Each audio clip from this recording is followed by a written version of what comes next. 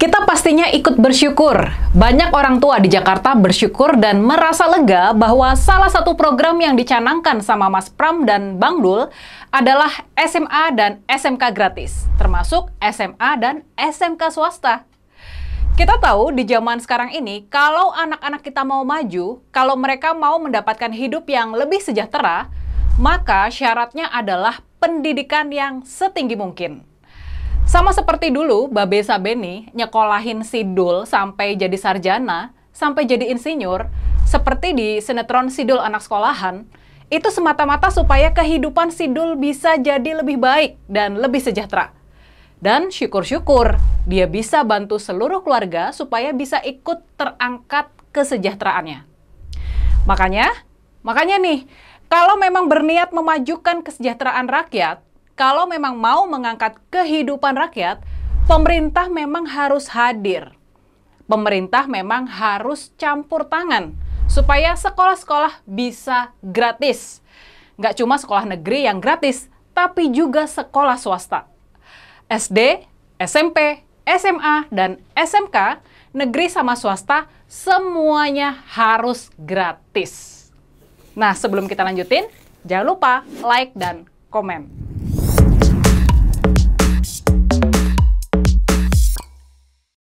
Faktanya, jumlah sekolah negeri di Jakarta memang masih sangat sedikit. Di tingkat SD, menurut data Kementerian Pendidikan ada sekitar 1.300 SD negeri dari total sekitar 2.200 sekolah dasar yang ada. Sisanya, sekitar 900 SD adalah sekolah swasta. Nah, ini artinya hanya sekitar 60% sekolah dasar yang dibiayai oleh pemerintah. Sementara di tingkat SMP, komposisinya sudah parah. Cuma ada sekitar 290 SMP negeri dari total 1.076 SMP yang ada. Artinya, cuma 30% SMP yang negeri dan sisanya swasta. Dan di tingkat SMA, sudah pasti komposisinya jauh lebih parah lagi. Kalian harus tahu, secara total ada sekitar 500 SMA dan 560 SMK di seluruh Jakarta.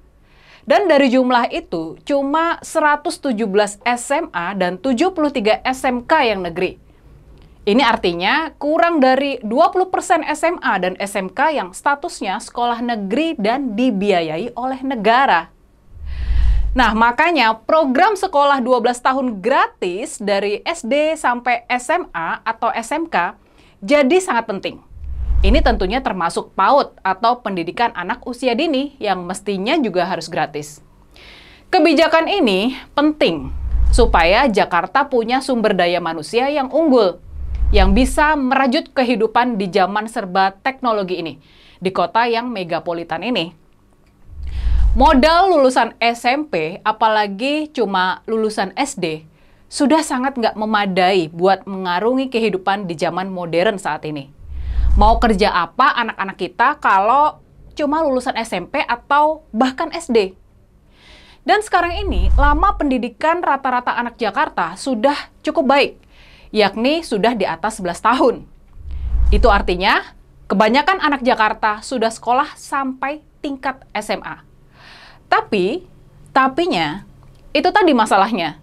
Walaupun kesadaran orang tua buat nyekolahin anaknya sudah sangat tinggi, tapi itu nggak diimbangi sama komitmen pemerintah selama ini buat menyediakan sekolah gratis yang bermutu.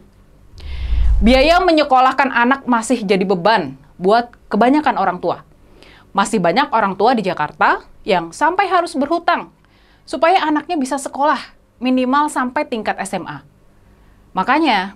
Makanya nih, kalau memang berniat memajukan dan mesejahterakan warga Jakarta, janji kampanye para calon gubernur dan wakil gubernur nggak perlu ribet-ribet dan jangan terlalu mengawang-awang. Nggak perlu mikirin Jakarta supaya jadi seperti Dubai. Yang jauh lebih penting adalah berkomitmen supaya anak-anak Jakarta ini bisa sekolah tinggi, gratis, dan bermutu.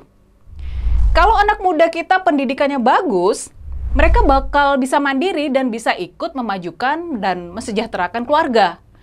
Mereka juga bisa memajukan dan mesejahterakan Jakarta. Dan mereka juga bisa memajukan serta mensejahterakan Indonesia.